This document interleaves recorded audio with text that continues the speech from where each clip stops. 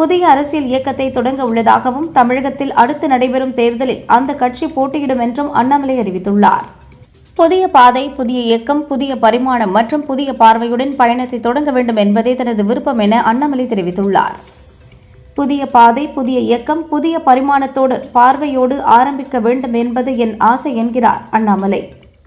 ரஜினி தொடங்க இருந்த கட்சியில் இணையுமாறு என்னை அழைத்தார். ஆனால் அந்த அழைப்பை ஏற்காமல் பாஜகவில் இணைந்தேன்.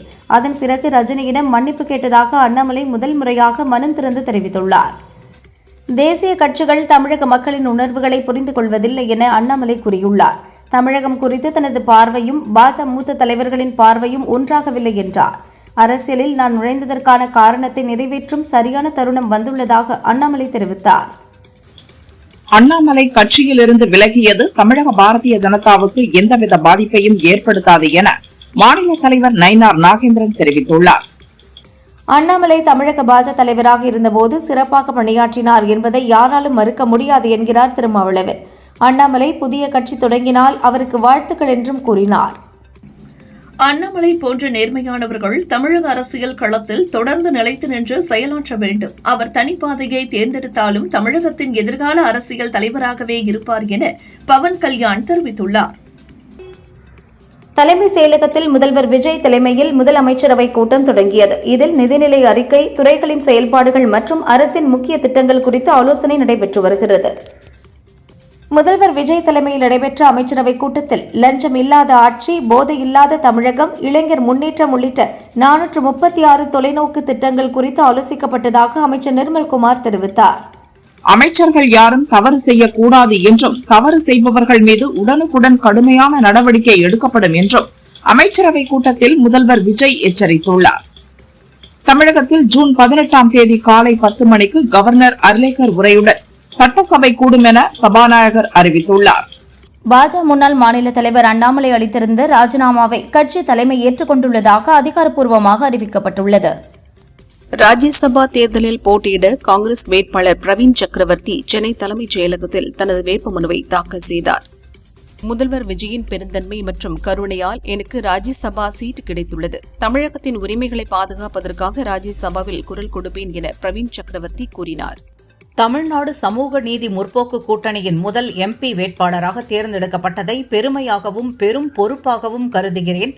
என் மீது நம்பிக்கை வைத்த எதிர்க்கட்சித் தலைவர் ராகுல் மற்றும் முதல்வர் விஜய்க்கு மனமார்ந்த நன்றி என பிரவீன் சக்கரவர்த்தி கூறினார்.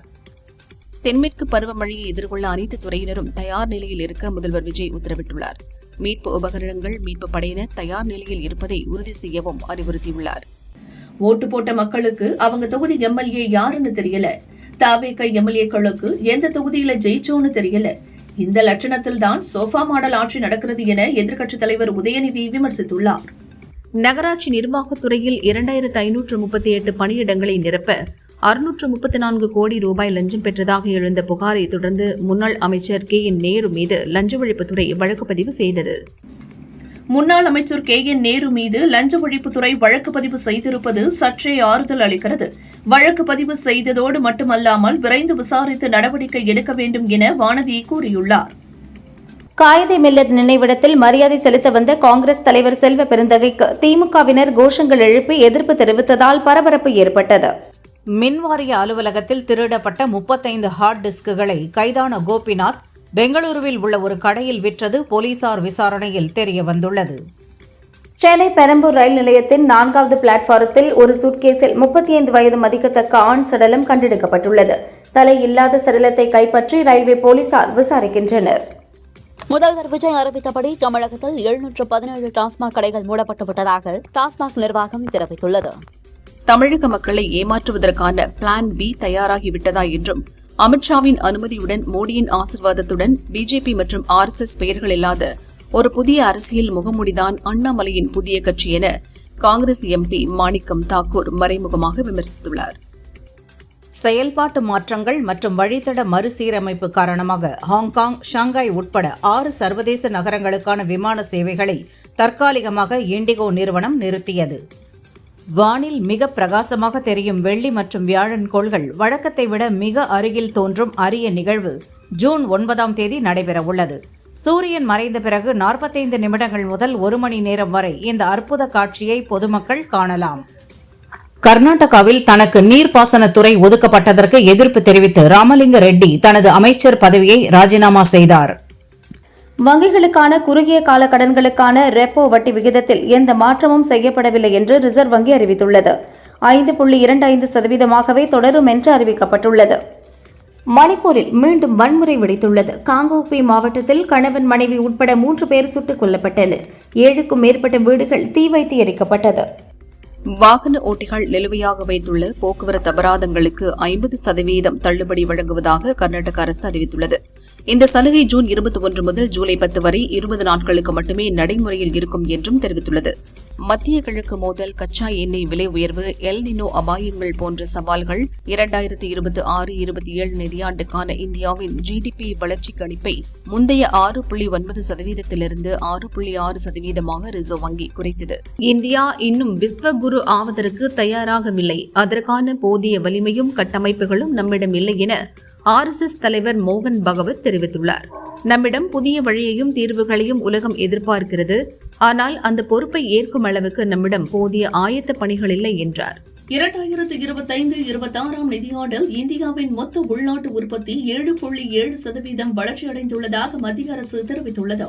திருப்பதி கோயிலில் AI தொழில்நுட்பம் மூலம் பக்தர்களுக்கு சிறப்பாக சேவை வழங்கப்படுவதாக மத்திய அமைச்சர் பியூஷ் கோயல் பாராட்டு தெரிவித்தார். அந்தமான் கடற்பகுதியில் ஸ்கூபா டைவிங் செய்த வீடியோவை லோக்சபா எதிர்க்கட்சித் தலைவர் ராகுல் தனது எக்ஸ் தள பக்கத்தில் பதிவிட்டுள்ளார். ஆட்சியை இழந்த திமுகவை போல அல்லாமல் மாற்று சக்தி என்பதை நிரூபிக்கும் வண்ணம் திருப்பரங்குன்றம் தீபத்தூணில் தீபம் ஏற்றுவதை உறுதி செய்து தமிழர் பண்பாட்டை தமிழக வெற்றிக்கழக அரசு காக்க வேண்டும் என தமிழக பாஜக தலைவர் நயினார் நாகேந்திரன் தெரிவித்துள்ளார். நெடுஞ்சாலைத்துறையில் பினாமி நிறுவனங்களுக்கு எந்தவித இடமும் அளிக்கப்படாது. ஒப்பந்ததாரர்களுக்கான பில் தொகைகள் ஆன்லைன் முறையில் நேரடியாக விடுவிக்கப்படும் என்று அமைச்சர் ஆதவ் அர்ஜுனா தெரிவித்துள்ளார். தமிழகத்தில் மோடி, அமித்ஷா படம் ஓடாத நிலையில் அண்ணாமலையை வைத்து தனிக்கட்சி தொடங்கி ஓட வைக்க பாஜக முயற்சி செய்கிறது. அது ஓடாது என காங்கிரஸ் MP கிறிஸ்டபர் திலக் கூறினார். கூட்டணியில் இருந்து திடீரென விலகி சென்றதால் திமுகவினருக்கு வருத்தம் இருக்கத்தான் செய்யும்.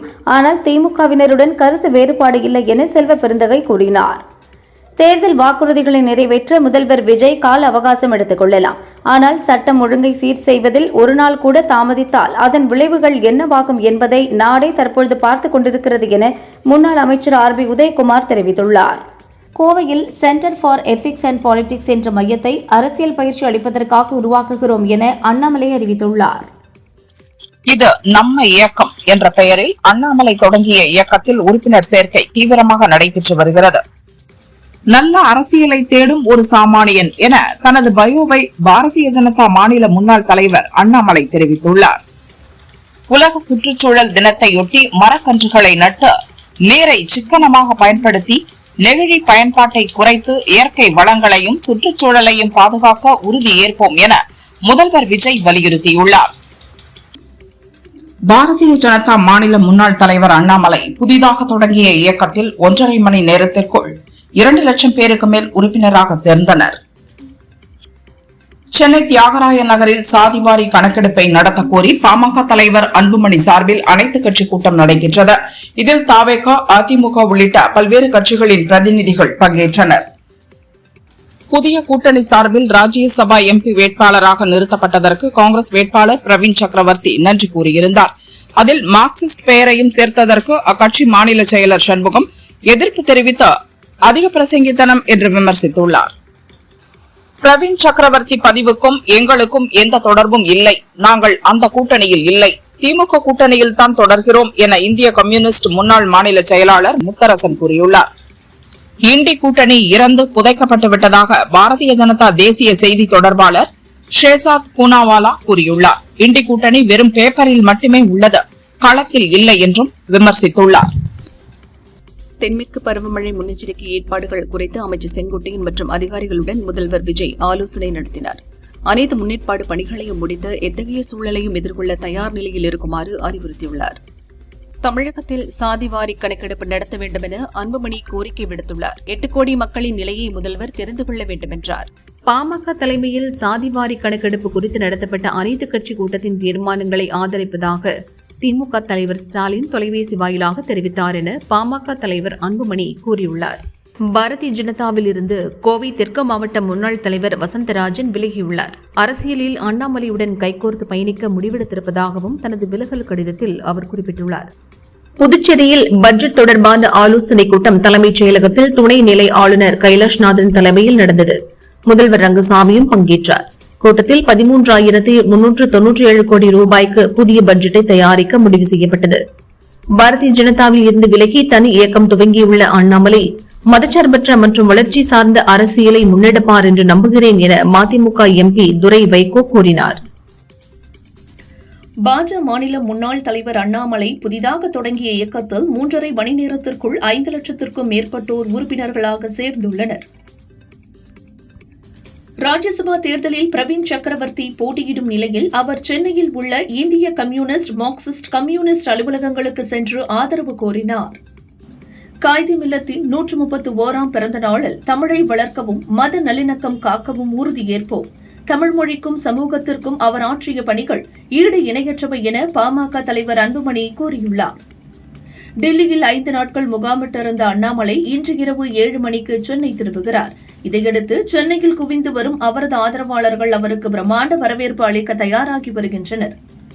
கோவை தெற்கு மாவட்ட பாஜக தலைவர் சந்திரசேகர் தனது பதவியை ராஜினாமா செய்துள்ளார். தனது ஆதரவாளர்களுடன் அண்ணாமலை இயக்கத்தில் இணையவுள்ளதாக அறிவித்துள்ளார்.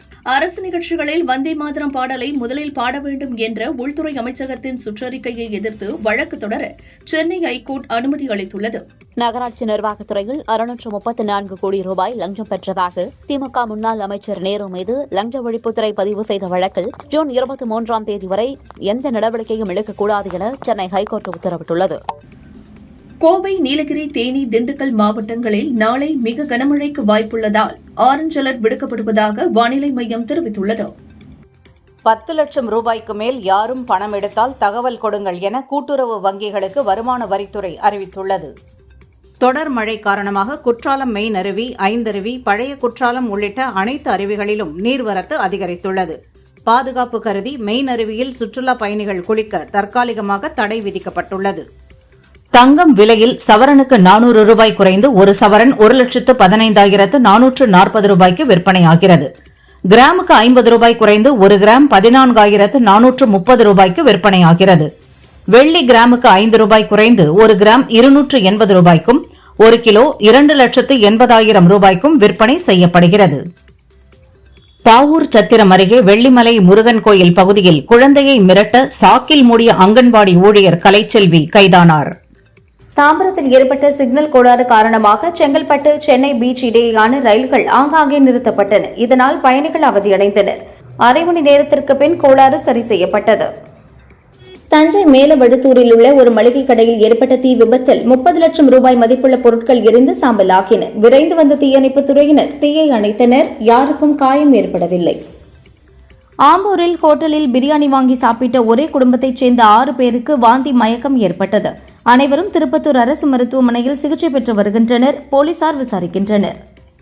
நெல்லை மணிமுத்தாறு அருவியில் கனமழை காரணமாக நீர்வரத்து அதிகரித்து வெள்ளப்பெருக்கு ஏற்பட்டுள்ளது. இதனால் பொதுமக்கள் அருவியில் குளிக்க 2வது நாளாக தடை விதிக்கப்பட்டுள்ளது. அரக்கோணத்தில் இந்திய கடற்படையின் விமான தளமான INS ராஜாளியில் 106வது ஹெலிகாப்டர் பயிற்சி நிறைவு விழா சிறப்பாக நடைபெற்றது. பயிற்சியை வெற்றிகரமாக நிறைவு செய்த 6 விமானிகளுக்கு கோல்டன் விங்ஸ் வழங்கி கௌரவிக்கப்பட்டது. மின்வாரிய தலைமை அலுவலகத்தில் ஹார்ட் டிஸ்குகள் திருடப்பட்ட வழக்கில் கைது செய்யப்பட்ட கோபிநாத்துக்கு 15 நாட்கள் நீதிமன்ற காவல் விதிக்கப்பட்டுள்ளது.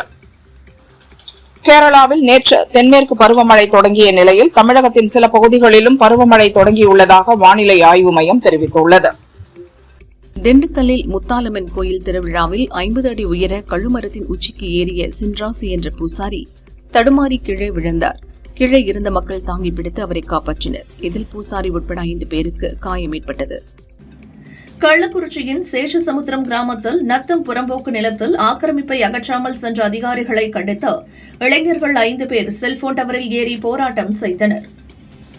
நடிகர் ரஜினிகாந்தின் மனைவி லதா மக்கள் மேடை என்ற பெயரில் புது இயக்கத்தை துவங்கியுள்ளார். காலி மது பாட்டில்களை திரும்பப் பெறும் திட்டம் முழுமையாக மாற்றியமைக்கப்படும் என சென்னை ஐகோர்ட்டில் தமிழக அரசு தெரிவித்துள்ளது. தமிழகத்தின் மாநில விலங்கான நீலகிரி வரையாடுகளின் எண்ணிக்கை 4.68% உயர்ந்து 1368 அதிகரித்துள்ளது என வனத்துறை தெரிவித்துள்ளது. தென்மேற்கு பருவமழை துவங்கியுள்ள நிலையில் நெல்லை மணிமுத்தாறு அருவிகள் நீர்வரத்து அதிகரித்துள்ளது. இதனால் சுற்றுலா பயணிகள் குளிக்க தடை விதிக்கப்பட்டுள்ளது. திருவாரூர் சுந்தரக்கோட்டையைச் சேர்ந்தவர் கரிகாலன், மனைவி கவிதா. பள்ளி ஆசிரியர்களான இருவரும் பணிக்கு சென்றபோது வீட்டின் பூட்டை உடைத்து பீரோவில் இருந்த 45 சவரன் நகை, 1/2 கிலோ வெள்ளி பொருட்கள், 22,000 ரூபாய் பணம் திருடப்பட்டுள்ளது. போலீசார் விசாரிக்கின்றனர். எதிர்க்கட்சிகளை தீய சக்தி, தீர்ந்து போன சக்தி என விமர்சிக்கும் முதல்வர் விஜய் தனது கட்சி நிர்வாகிகள் மீது எழுந்துள்ள மாமூல் வசூல், அத்துமீறல், மோசடி மற்றும் அடாவடித்தன குற்றச்சாட்டுகள் குறித்து முதலில் உரிய நடவடிக்கை எடுக்க வேண்டும் என தமிழக வாழ்வுரிமை கட்சித் தலைவர் வேல்முருகன் வலியுறுத்தியுள்ளார். இந்தியாவும் அமெரிக்காவும் விரைவில் ஒரு வர்த்தக ஒப்பந்தத்தை எட்டும். ஏனென்றால் பிரதமர் மோடியை எனக்கு மிகவும் பிடிக்கும். அவர் எனது நல்ல நண்பர். நாங்கள் நன்றாக பழகுகிறோம். எங்களுக்குள் ஒரு நல்ல உறவு இருக்கிறது என அமெரிக்க அதிபர் ட்ரம்ப் கூறினார். உலகின் முன்னணி பொருளாதார நாடுகளில் ஒன்றாக இந்தியா உருவெடுத்துள்ளது. இது திடீரென நிகழ்ந்ததல்ல. பிரதமர் மோடி தலைமையிலான அரசின் கடின உழைப்புதான் இதற்கு காரணம் என ரஷ்ய அதிபர் புட்டின் தெரிவித்துள்ளார். இந்தியா பல ஆண்டுகளாக மிகப்பெரிய அளவில் வரி விதித்து பெரும் கட்டணங்களை வசூலித்தது. ஆனால் இப்போது நிலைமை தலைகீழாக இருக்கிறது. நாம் இந்தியா மூலம் நிறைய பணம் சம்பாதிக்கிறோம் என அமெரிக்க அதிபர் ட்ரம்ப் கூறியுள்ளார். பேரன் பேத்தி பேச்சு கேட்டு பிகிலுக்கு ஓட்டு போட்டுவிட்டு இப்போது தண்ணீர், கரண்ட் இல்லை என்றால் என்ன செய்வதென திமுக எம்பி கதிர் ஆனந்த் பேசினார். வேலூரில் கிராம சபை கூட்டத்தில் மக்களிடம் இதனை கூறினார். புச்சிபாபு சனா இயக்கத்தில் ராம் சரண், ஜான்வி கபூர் நடிப்பில் தெலுங்கில் உருவாகி பான் இந்தியா படமாக வெளியாகி இருக்கிறது பெத்தி. விளையாட்டை மையமாக வைத்து வெளிவந்துள்ள இந்த படத்திற்கு கலவையான விமர்சனங்கள் வந்த போதிலும் வசூல் நன்றாக உள்ளது. முதல் நாளில் உலக அளவில் 135 கோடியே 36 லட்சம் ரூபாய் வசூலித்துள்ளதாக படக்குழு அறிவித்துள்ளது. இசையமைப்பாளர் சாய் அபயங்கர் படங்களுக்கு இசை அமைத்தாலும் தான் பிரபலமான தனி இசை ஆல்பங்களிலும் தொடர்ந்து ஆர்வம் காட்டுகிறார். ஏற்கனவே இவரது தனி இசை ஆல்பம் பாடல்களான ஆசைக்கூட 398 மில்லியன் பார்வைகளையும், கட்சி சேர 266 மில்லியன் பார்வைகளையும் பெற்றன. இப்போது மூன்றாவதாக 3 மாதங்களுக்கு முன் வெளியான பவழமல்லி பாடல் 200 மில்லியன் பார்வைகளை கடந்து சாதித்துள்ளது. சிவாஜி பேரன் துஷ்யந்த் நடித்த மச்சி படத்தில் அறிமுகமான நடிகை சுபா பூஞ்சா அதன்பின் சுட்டப்பழம் உள்ளிட்ட ஓரிரு படங்களில் நடித்தார்.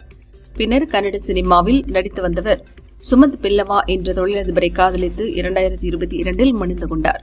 4 ஆண்டுகளில் இவர்களுக்குள் கருத்து வேறுபாடு ஏற்பட இப்போது பரஸ்பர விவாகரத்து கோரி இருவரும் பெங்களூரு குடும்ப நல நீதிமன்றத்தில் மனு தாக்கல் செய்துள்ளனர்.